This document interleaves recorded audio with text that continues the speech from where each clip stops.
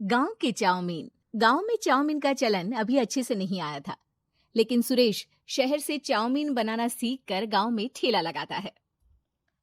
अरे ये केचुआ है क्या भैया? कैसे खाया जाता है? अरे नहीं नहीं, ये चाउमीन है।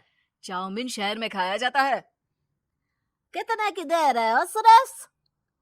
10 रुपए की प्लेट भरकर। तभी वहां शहर से पढ़ा एक लड़का आता है। जरा एक प्लेट चाउमीन तो देना। सुरेश उसे चाउमीन देता है। उसे चाउमीन खाता देख गांव वाले भी उससे चाउमीन ले लेते हैं और खाने लगते हैं। अरे वाह सुरेश भैया, कमाल की बनाए हो। 2 प्लेट मेरे बच्चों के लिए भी पैक कर दो। बस फिर क्या था, सुरेश का ठेला लगता है और चाउमीन खरीदने वालों की लाइन लग जाती है। तभी वहां से गांव का साहूकार होकर गुजरता है। और ये क्या भीड़ लगी है? लगता है झगड़ा हो गया है गांव में। चलूं मैं अभी तो मजे ले लूं। अरे कहाँ है, इतनी भीड़ लगी है यहाँ? लड़ाई हो गई है क्या?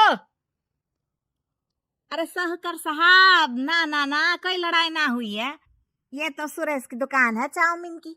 हम लोग चाउमीन खाने आए हैं, आप भी खाइए ना। साहूकार चाउमीन खाता है और सुरेश की तरफ देखता है, जो सारे दिन के पैसे गिन रहा होता है। अरे सुरेश, क्या लागत है इस काम की? अरे साहूकार जी, आप अब आए हैं तो ये पूरे 10,000 रुपए ले जाइए, जो पिछले साल शहर जाने से पहले आपसे लिए थे ना। लागत तो क्या कहे, जो आपने दिया था उसी में सीखा भी है और दुकान भी खोल ली। अरे पैसे इतने जल्दी क्या जरूरत थी? कैसे जरूरत नहीं थी साहूकार जी, इतना मोटा ब्याज कहाँ से भरते। साहूकार को अब सुरेश की दुकान को हड़पने की लालच आ जाती है। नाना करते ये सारे दिन में 500 रुपए कमा ही लेता है। अरे गांव में ये ऐसे ही कमाता रहा तो कहीं ब्याज का काम ना शुरू कर दे। अरे भैया, कोई ना कोई जुगाड़ तो करना पड़ेगा। अब साहूकार घर आ जाता है और अपनी बीवी को सारी बात बताता है। हाँ जी, ये तो मैंने भी सुना है कि सुरेश के हाथ की चाउमीन नहीं खाई तो कुछ नहीं खाया। अरे हाँ हाँ, सही ही कहता है। मैं अभी खा कर ही आ रहा हूँ।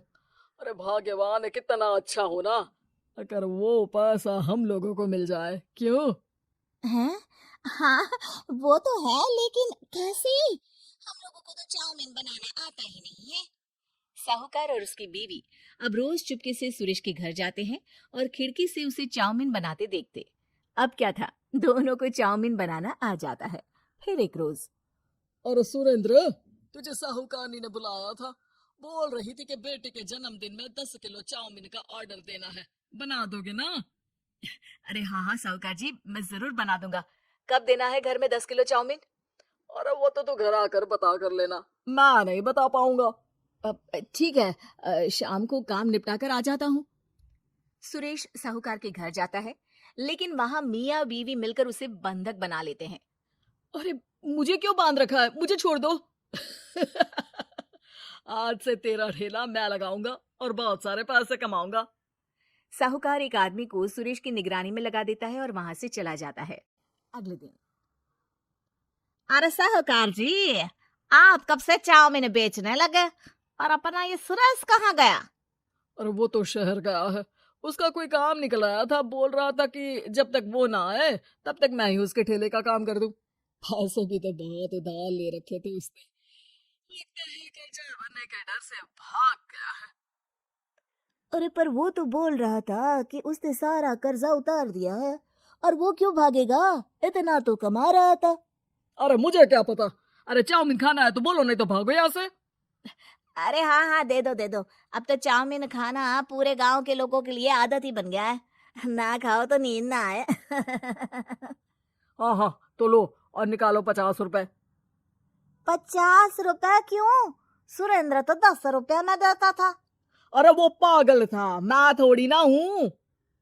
गांव वाले, जिनको चाउमीन की लत लग गई थी, वो करते भी क्या, दे दो और ये लो 50 रुपए।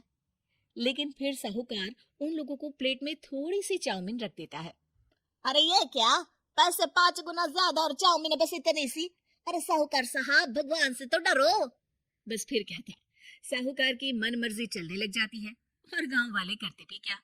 एक रोज, मुझे तो लगता है कि सुरेश को साहूकार ने मार डाला होगा, क्योंकि उसका काम इतना अच्छा चल रहा था। फिर वो क्यों जाता, और वो भी साहूकार के हवाले दुकान करके? ना बाबा ना। अगले रोज भाग्यवान, देखो तो जरा, इस सुरेश भी ना कितना पागल था। जिस काम से वो ज्यादा पैसे बना सकता था, उससे इतने कम पैसे छाप रहा था। 50 रुपए प्लेट में भी गांव वाले खूब खा रहे हैं चाउमीन।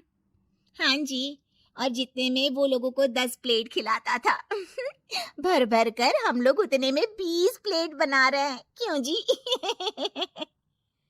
वहीं सुरेश रोज भगवान से मांगता कि बस एक बार वो किसी तरह वहां से निकलने में कामयाब हो जाए, लेकिन उसकी हर कोशिश नाकामयाब होती। फिर एक दिन और भाग्यवान, ऐसा कुछ करो कि चाउमीन बनाने का खर्चा आधा हो जाए, जिससे हम लोगों को और मुनाफा हो। ना जी, मुझे तो कोई तरकीब ना सूझ रही। अरे सुनो, एक काम करते हैं। चाउमीन बनाने में जो सब्जी लगती है वो मंडी में लेने तुम देर रात चली जाना। तब तक वो सारी सड़ी गली सब्जी जो दुकानदार वहीं फेंक जाते हैं, वो उठा कर ले आना फ्री में। अरे वाह जी वाह, आप तो बहुत समझदार हैं जी। बीवी वैसा ही करती है, लेकिन अब लोग चाउमीन खाते तो मुंह बनाकर। फिर एक बार अरे राम राम राम, ये पेट में दर्द काहे हो रहा है? आई, आई, आई, आई, आई। हाय रे हाय, मेरा भी पेट दर्द के मारे फटा जा रहा है। आय, आय, आय। सभी को शक हो जाता है कि उन लोगों को चाउमीन खाने से ही ये बीमारी हो गई है। वहीं दूसरी तरफ जो आदमी सुरेश की निगरानी कर रहा था, वो सो रहा होता है और मौका देखकर सुरेश वहां से भाग जाता है। सुरेश गांव वालों के पास जाकर उन्हें सब कुछ बता देता है। बस अब क्या था, साहूकार के घर पुलिस पहुंच जाती है। चलो, तुमने गांव के लोगों को खराब सब्जी वाली चाउमीन खिलाकर बीमार किया और सुरेश को बंधक बनाया। तुम्हें इसीलिए हम गिरफ्तार कर रहे हैं। साहूकार को पुलिस ले जाती है और फिर अगले दिन से सुरेश का ठेला गांव के बाजार में लग जाता है, जहां अब पहले से ज्यादा भीड़ होती है।